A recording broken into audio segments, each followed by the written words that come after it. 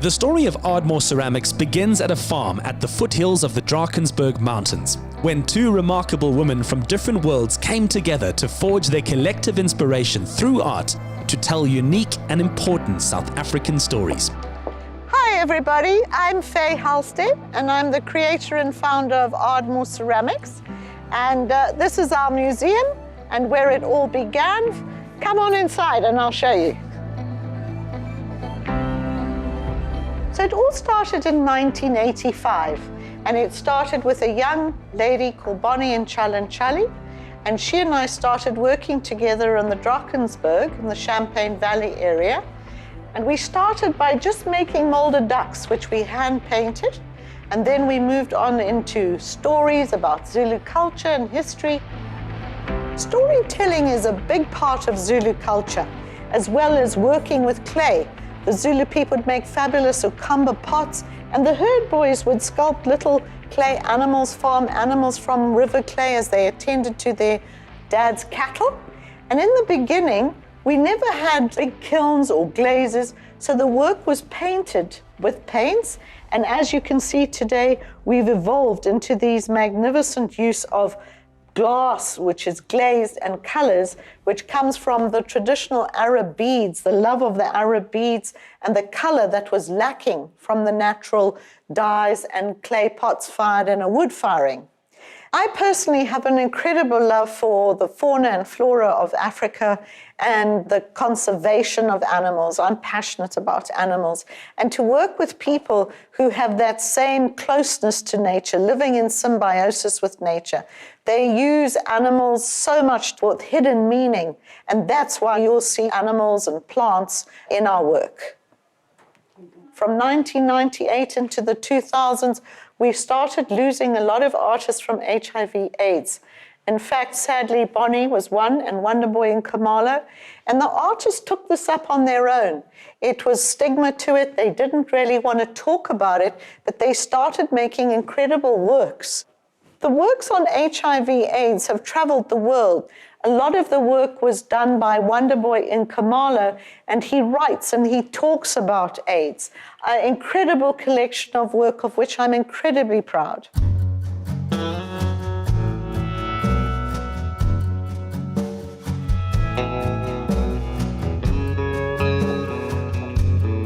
Here we see George Manyatela, and he's creating a vase. He's our master thrower. And he's going to take another thrown form and join all that together. And then what happens is some of the sculptors who you see here take his forms and they sprig on sculptors. So here this is a secretary bird with snakes, and it becomes a teapot. Each work is unique. Another artist, Tulani, has taken the coil form and he's built from the bottom up this amazing vase, which has ended up in this beautiful font with rhinos and zebras, and so the imagination goes. This is totally an idea of Tulani's, and he's known for these incredible vessels. Once the clay work is dry, we then take the pieces, put them in the kiln, fire them to 900 degrees, and they come out with no moisture in them, solid, and we call that bisque, and that's ready for painting. In here, I've got a special surprise for you. There is the most incredible lockdown pangolin that's come out of Lidgerton. It was created by Tebogo and Tlovo. We've done a stone finish to this fabulous protection pangolin. Wiseman has painted the tortoiseshell pattern here because the tortoise also locks down and protects itself in its shell. So here you've got this whole symbolic story of lockdown. Tebogo's done another pangolin which is incredible. It weighs a ton. He did it in his small shack in Lidgerton, and he carried it across the railway line, and here it is. And what I love about it is it's got uncertainty. You're not sure whether he's going to unravel or if he's going to ravel back into COVID lockdown again. Each little scale is done by hand and applied. So this is a real masterwork. Often, in times of difficulty, it is the creative spirit that is needed to show us all how to adapt and thrive. COVID has created a situation where the artists weren't allowed on site. They had to go and lock down in Lidgerton. And we believed we had to adapt and we had to use this subject matter. And I came up with this concept of this piece with Samantha, who's interpreted it in the most incredible way. He's a master craftsman, so skilled with his hands. And the idea is the crocodile representing ancient wisdom. Here's the pangolin in lockdown, and then the phoenix, or the secretary bird, represents victory over perilous times. So here is the COVID in the snakes and the bats. And Jabu, with her fine brush, has just lovingly tapestried all over this. You will see how finely she works with these beautiful patterns, Zulu patterns, and textures. So she's emphasized textures and patterns here.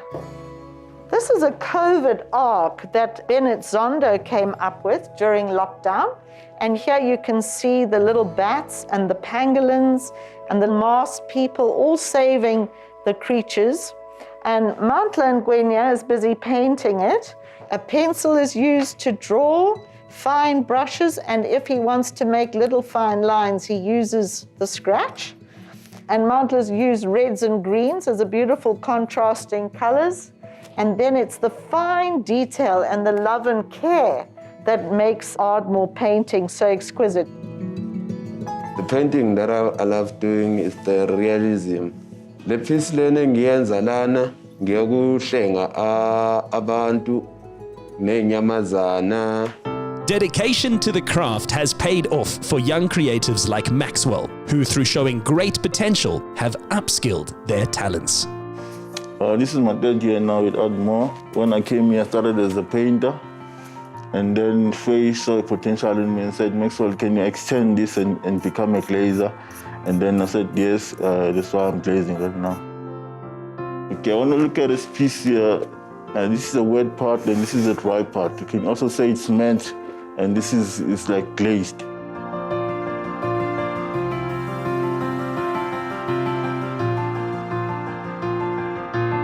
Hi, I'm Catherine Burning, the head designer at Ardmore. Welcome to my design room. The design process starts with these incredible motifs from the ceramic works. From here, we design onto a blank canvas. So here we have Sydney Yambese, and he has started designing a scarf. We paint on a very large scale because when we scan in, we want to get the Ardmore detail through onto our computers. And then we manipulate the colors into beautiful items of decor products that are seen in our gallery. Leko and Abel are working on our tablecloth collection. We draw inspiration from nature. We create these incredible mood boards. So we work on different pools of color. And then from here, Abel and Leko, they put in their own ideas and it just becomes an explosion of beautiful colors and gorgeous designs. My job here at Ardmore is taking what has been drawn down, and my job is to put it in a computer and manipulate colors in the colorway that I like to be. And so currently I'm working on a table runner.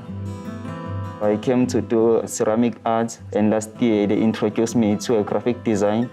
And sometimes it's challenging, but I'm happy to work with Leko. Leko is helping me because he got the experience about this way. This incredible work needs a place to be displayed, which takes us to the gallery where all the treasures can be purchased. So this is our new gallery. The very first piece that was made here in our gallery was this chandelier. It was made by 25 of our artists. It is the biggest collaboration I've ever seen at Ardmore. It is called the Kings of Africa chandelier. So from here, how we sell stuff is theme to theme per cabinet. So basically this cabinet right here is our safari collection. It also involves our new range of jewelry. This is done by Adorned, and then the sculptural part is done by artists here at Ardmore.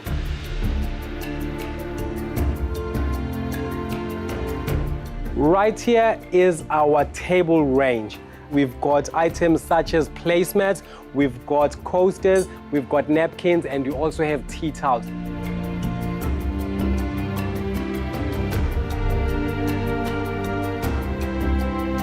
The inspiration behind the Candle of Hope was because of this COVID time, and these candles are to symbolize hope and to light that flame of hope.